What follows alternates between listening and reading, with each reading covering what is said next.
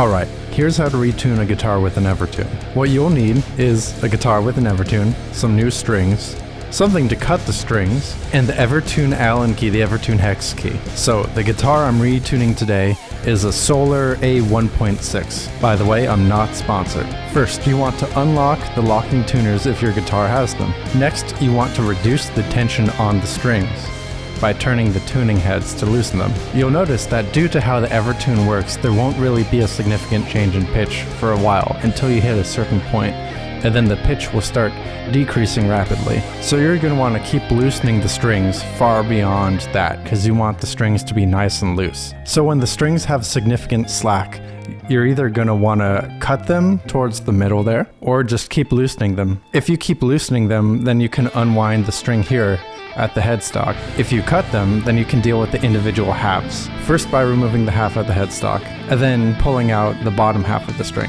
If you didn't cut them, just pull the string out. So whether it's the bottom half of the string or the whole string, you're going to want to pull it out through this hole here. First by pulling it through this way to get some string popping out here, and then pulling it out. One reason why you would want to cut the strings is so that you don't have the wound twisted bit that used to be around the tuning post, because that might make it difficult to pull through the Evertune. I find if I usually just give it a swift tug, it comes out. So once you've removed all the strings, now you can throw them away. Now is a great time to condition the fretboard now that the strings have been removed, especially if you have a Solar guitar. I know there have been rumors that there's been cracking, there's lots of pictures on the internet. I've never had any of my Solars crack, and I oil the fretboards like once every 6 months. So get some lemon oil, either apply it directly on the fretboard, or apply it to like a soft towel, like a shop towel, and rub it on there. You know, it gets some dirt off too. And just apply oil like a few times if necessary, depending on how dry the fretboard is. Let some sink in, let some seep out, and remove the excess. Now that we've conditioned the fretboard, it's time to put on the new strings. So it's going to be easier to do if you have the holes in the tuning posts parallel to the direction of the string. So feed the appropriate string through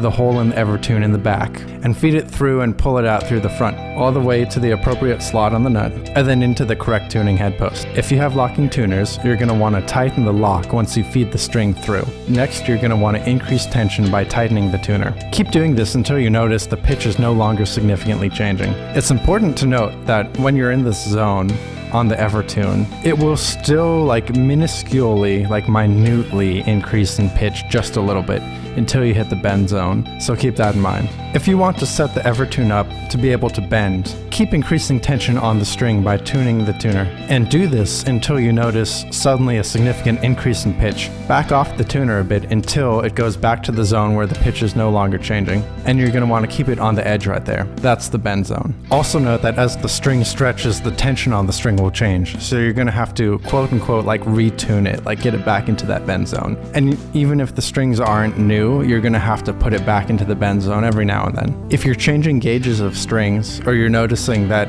the equilibrium point is not at the proper pitch you want, you're going to have to use the Evertune key. And you'll notice there's 3 Allen key holes to each string on the Evertune bridge, and the one right here on the saddle. If you need the pitch higher, you're going to want to put this in, and it goes in at an angle, and you're going to want to tighten it. And if you need the pitch lower, then you're going to want to loosen it. That's how you change the pitch on an Evertune. So go through this process for each string and get everything in tune as you want it. Play the guitar a bit. As the strings stretch out, you're going to want to readjust the bend zone if you want it in the bend zone. And then finally, when everything is how you like it, cut off the ends of the string at the headstock. And there you have it. You've changed the strings on an Evertune equipped guitar. Did I miss anything?